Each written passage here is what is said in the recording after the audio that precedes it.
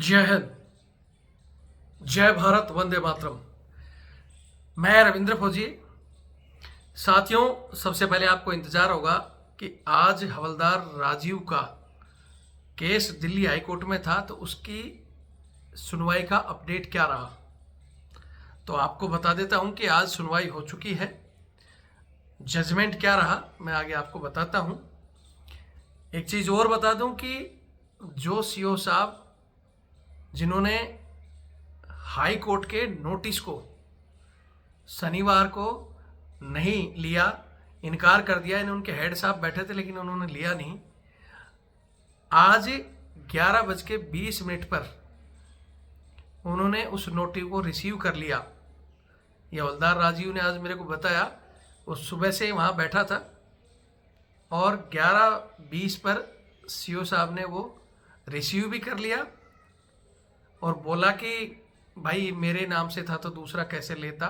मतलब जो उनके हाव भाव आसमान में थे, आज वो मतलब अपनी जगह स्थिर हो चुके हैं।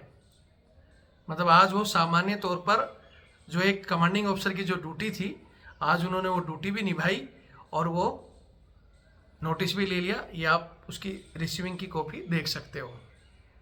ठीक है। उसके अलावा मैंने बताया था कि हाई कोर्ट का जो शोकेस नोटिस था वो बाई हैंड दस्ती ऑर्डर के रूप में हवलदार राजीव के को दिया गया था, डीजी एनसीसी और कमांडिंग ऑफिसर के लिए। उसके अलावा भी वो डाक से एक थ्रू मजिस्ट्रेट जो वहाँ के लोकल मजिस्ट्रेट हैं उनके पास भी आया था, वो भी अपने आप जिस माध्यम से उनको सीओ साहब को पहुँचाना था पहुँचा दिया होगा। और तीसरा कोर्ट की तरफ से भी आता है। ये सब चीज़ इनके व्हाट्सएप पर भी भेजी गई थी और कहीं ना कहीं डीजी एनसीसी और भारत सरकार के रक्षा मंत्रालय को भी गई थी। और वहाँ आज हमारी जो जैक ब्रांच है, वहाँ से एक हमारी मैडम अधिकारी वो इनके केस के लिए रिस्पोंडेंट के तौर पर वहाँ पहुँची थी। ठीक है। सुनवाई में जो अपडेट रहा उसकी ऑर्डर की कॉपी अभी हमारे पास आई नहीं है। सुनवाई में भी लाइव सुन रहा था, उसके लिए भी हम आपको आगे बताएंगे। इससे पहले एक चीज़ और कहना चाहता हूं कि बहुत से लोग जो कमेंट्स कर रहे थे, ज़्यादातर तो लगभग कमेंट्स सही थे और बिल्कुल, क्योंकि हम कानूनी तौर पर कोर्ट में गए थे, जो जवान का हक था। लेकिन बहुत से लोग जो इनको भगवान मानकर बैठे हैं कि इनके खिलाफ कोर्ट में जाना, वो सोचते हैं फौज के खिलाफ गया है। हम किसी फौज के या कोई किसी बटालियन के खिलाफ नहीं गए थे। हम इनके हवलदार राजीव की वाइफ की तबीयत खराब थी, इनके बच्चे का पेपर था और ऑलरेडी सीओ साहब ने, एनसीसी बटालियन के सीओ साहब ने और इनकी यूनिट के सीओ साहब ने 6 महीने का एक्सटेंशन लेटर इनको दिया हुआ था। लेकिन अचानक आरटीओ करना बगैर किसी कारण के, इस वजह से हम कोर्ट गए थे। कोर्ट ने आज हमारे को अच्छा रिस्पॉन्स दिया है। लेकिन जो महाशय कमेंट्स कर रहे थे, नेगेटिव कमेंट्स, एक महाशय ने तो कहा कि रैंक बताया करो। ठीक है। एक महाशय जो हर चीज़ में पैसे की बात करते हो, हर चीज़ में पैसे की बात करते हो। आपको बता दूं, इस केस के लिए मैं 2 बार दिल्ली हाई कोर्ट राजीव के केस के लिए, एक बार तो स्पेशल गया इनके केस के लिए, एक बार 1 अप्रैल को मेरा और इनका भी उसी दिन सेम था, तो मैं तब भी सुप्रीम कोर्ट और हाई कोर्ट दोनों जगह अटेंड कर रहा था। हवलदार राजीव से मैंने चाय भी नहीं पी। दूसरी बार गया तब जरूर उनके साथ में गया तो उनकी 2 कचौरी जरूर मैंने खाई थी। ठीक है। उसके बाद वकील ने इन्होंने वकील को पैसे दिए हैं। इस बार वकील ने पैसे मांगा तो हवलदार जी ने कहा कि भाई मेरी अभी सैलरी भी नहीं आई है और अभी कैश भी पूरा नहीं हुआ है। मैंने अपनी जेब से उस वकील को 5,000 रुपये दिए कि कोई बात नहीं, ये देगा जब मैं वापस ले लूँगा। मैं नहीं कह रहा कि मैं दे रहा हूँ। इसके अलावा जो हमारा आने जाने का खर्चा, आप लोग कह देते हो सर आप जाओ इसकी मदद करो, वहाँ जाओ मदद करो। मैं टाटा बिरला हूँ क्या, या मेरे कोई राजा महाराजा हूँ? मैं भी आप ही की तरह सामान्य सैनिक हूँ। जो रैंक पहुँचते हैं ना, तो मैं तो हमेशा बोलता हूँ मैं एक जवान हूँ। मैंने तो कभी नहीं कहा कि भाई मैं बहुत बड़े उस रैंक से रिटायर हुआ हूँ। और इसीलिए मैं सहयोग की बात करता हूँ कि ऐसे मुद्दों के लिए हमें कोर्ट में जाने की ज़रूरत है और इसलिए सहयोग मांगता हूँ। आज भी कह रहा हूँ, ये मेरा नंबर है 8290354513 8290354513। ये मेरा फ़ोनपे और पेटीएम से जुड़ा हुआ है, ये मेरा बारकोड। आप सहयोग करोगे तो ऐसे मुद्दों के लिए हम बंदों का सपोर्ट करेंगे। और इसके अलावा बहुत से ऐसे मुद्दे हैं जिसके लिए हम कोर्ट जाना चाहते हैं। आपने एक और सेम इसी तरह का केस सुना होगा। अभी एक जयशो साहब का केस चर्चा में आपको पता हो तो, वो भी दिल्ली हाई कोर्ट में लगा है। उसकी फाइनल तारीख कल 7 तारीख को सुनवाई है। सेम जो आज हमारा भी 6 नंबर कोर्ट में था और कल उनका भी सेम कोर्ट में 7 बजे लगा हुआ है। 1 तारीख को मैं दिल्ली में गया था, 2 की उनकी सुनवाई हुई। आपको याद होगा एक जयशो साहब ने, जिनको नायक सूबेदार से ही इसी फरवरी में उनको आउट कर दिया था कि भाई आप 28 फरवरी को आप नायक सूबेदार से ही घर जाओगे, आपकी सर्विस एक्सटेंशन नहीं होगी, ना आपको आगे प्रमोशन मिलेगा। उस केस में हालांकि जयशो साहब के पास एक ठोस सबूत था, जिसने आपने देख लिया होगा कि उनको बीपीटी में फेल किया गया था। पिछले साल 2 अगस्त 2025 को उनको बीपीटी में फेल दिखाया गया, फिर 4 अगस्त 2025 को बीपीटी में फेल दिखाया गया। और ये उनके कर्नल साहब और एक सूबेदार साहब जिन्होंने कोर्ट में गवाही दी है। उस केस में आपने सबको बताया कि सूबेदार ये जयशो साहब की तरफ से एक वकील खड़ा हुआ और उन्होंने बताया कि भाई ये अगस्त में तो छुट्टी पे थे, और छुट्टी के साथ साथ उन्होंने कहा कि जो ये तारीख बता रहे उस तारीख में मैं मेरे बैंक में वहाँ प्रेजेंट था, किसी काम के सिलसिले से बैंक में गए थे, तो वो प्रूफ भी दिखाए।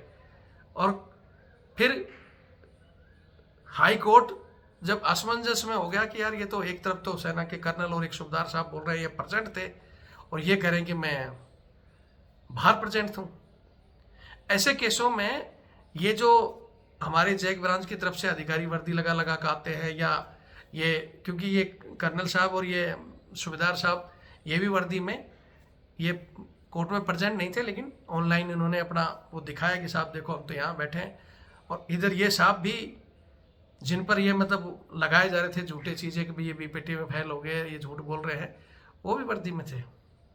क्योंकि कोर्ट ने इनको पहले एक्सटेंशन कर दिया था, लेकिन पिछली 2 तारीख को जब कहा कि भाई इनका CDR कॉल डिटेल निकाल दो, और कॉल डिटेल जमा हुआ और उसमें पता चला कि भाई कहानी क्या है, तो 4 तारीख को जो इनकी तरफ से एक मेजर जैक ब्रांच की तरफ से एक मैडम आई थी, उस मैडम ने कहा कि साहब क्या हुआ, बोला जी इनका एक्सटेंशन कर दिया गया। मैं यहाँ एक चीज कहना चाहता हूँ कि साहब का एक्सटेंशन तो कर दिया गया, लेकिन जिन्होंने झूठी गवाही दी वो सूबेदार साहब और कर्नल साहब का क्या हुआ? क्या उनका कुछ बिगड़ेगा? उनका कुछ नहीं बिगड़ेगा। अगली 7 तारीख को ये डिस्पोज हो जाएगा। क्यों? क्योंकि जो जयशो साहब ने यही मांगा था कि मेरी सर्विस एक्सटेंशन हो और आगे उनको जो रैंक मिलना है वो अप्रूव्ड हो जाएगा, मिल जाएगा। हमारी केस के अंदर कि हमारी मांग क्या है, उस मांग में सिर्फ इन्होंने सर्विस एक्सटेंशन और वही चीज़ लिखी थी। वो फौज के वकील ने कह दिया जी इनकी बात मान ली मिलोड, अब इस केस को डिस्पोज कर दो, अब इस केस में कुछ नहीं है। लेकिन मैं दिल्ली हाई कोर्ट के माननीय न्यायालय के न्यायाधीश महोदय से कहना चाहता हूँ कि आप बहुत से मामलों में अदालत की अवमानना मान लेते हो। जैसे गुजरात में एक बंदे ने ऑनलाइन टॉयलेट में बैठकर कैमरा ऑन कर दिया तो उसके ऊपर जुर्माना लगा दिया। और बहुत से कोर्ट में मामलों में कोर्ट स्वतः संज्ञान ले सकता है। तो यहाँ स्वतः संज्ञान क्यों नहीं लेता कोर्ट की? जिन इतने बड़े पद पर बैठकर एक कर्नल और एक सूबेदार झूठा एफिडेविट दे रहे हैं, झूठ बोल रहे हैं, सरेआम ये कह रहे हैं कि बंदा वो फायरिंग में था साहब। लेकिन आज इस बात पर बहस नहीं होगी, क्योंकि कोर्ट की भी कुछ मजबूरियां होती हैं या समझ में नहीं आता क्या स्थिति है कि कोर्ट ये सवाल क्यों नहीं करता। लेकिन कोर्ट सवाल इसलिए नहीं करता कि उस जो चीज़ों की जिस चीज़ की बहस चल रही है, जो केस है वो आउट ऑफ वे है। लेकिन मैं चाहता हूं कि मैंने पहले भी कहा था इस केस से पहले भी कि हम ऐसा एक केस फाइल करें कि जिसमें आप बाकी चीज़ों में झूठ बोलने वाले के ऊपर जुर्माना लगाते हो, या ये बंदों को प्रमोशन में दूसरे को प्रमोशन दे दिया, पोस्टिंग में इधर से उधर कर दिया, मन मर्जी चलाते हैं।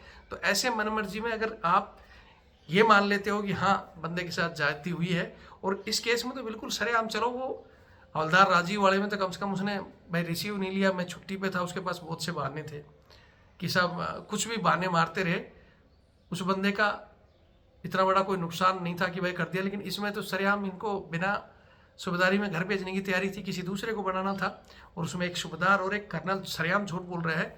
अगर वो किसी लालच वंश एक सूबेदार अपने ही जयशो साहब के खिलाफ झूठे गवाह दे सकता है, तो क्या उम्मीद करते हैं कल वो देश के लिए किसी लालच वंश कोई और गद्दारी न कर दे? या वो कर्नल हो सकता है कल वो ब्रिगेडियर बनेगा, और वो सूबेदार हो सकता है सूबेदार मेजर बनेगा, तो वो क्या जवानों के भला कर सकता है?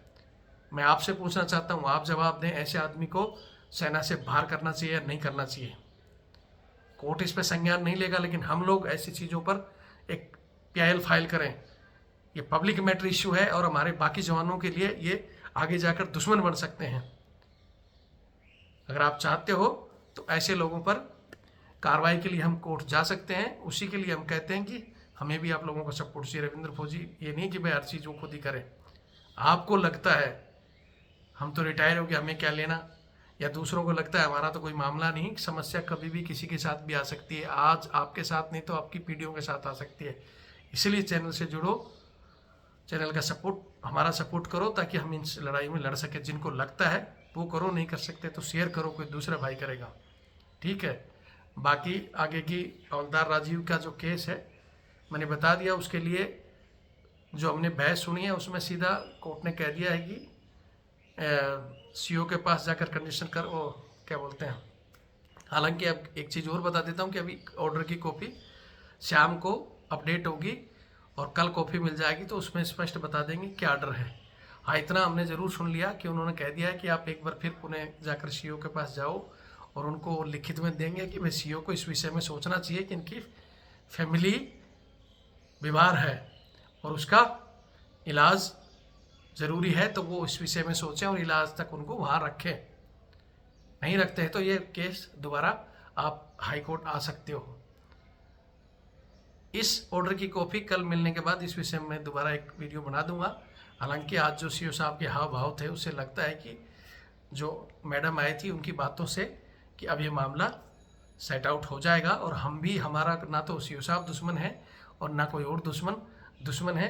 अंग्रेजी मानसिकता, घमंड, और घमंड तो जो आज एक भाई ने कमेंट्स भी लिखा था कि रावण का भी नहीं चला, तो उस घमंड तोड़ने के लिए ही हम बात करते हैं, और हमें मजबूरी में कोर्ट जाना पड़ता है। नहीं तो हमें अपना पैसा, उन जवानों का पैसा खर्च करने की हमें भी वो नहीं है, ठीक है।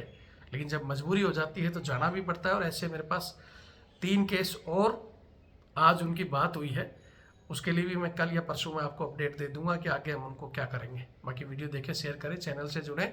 किसी भी समस्या को, फिर कह रहा हूँ कि गलत को देखकर चुप रहना भी कानूनी अपराध है। जुर्म सहना, जुर्म करना, जुर्म को देखकर चुप रहना, ये भी एक तरह के अन्याय की श्रेणी में आता है।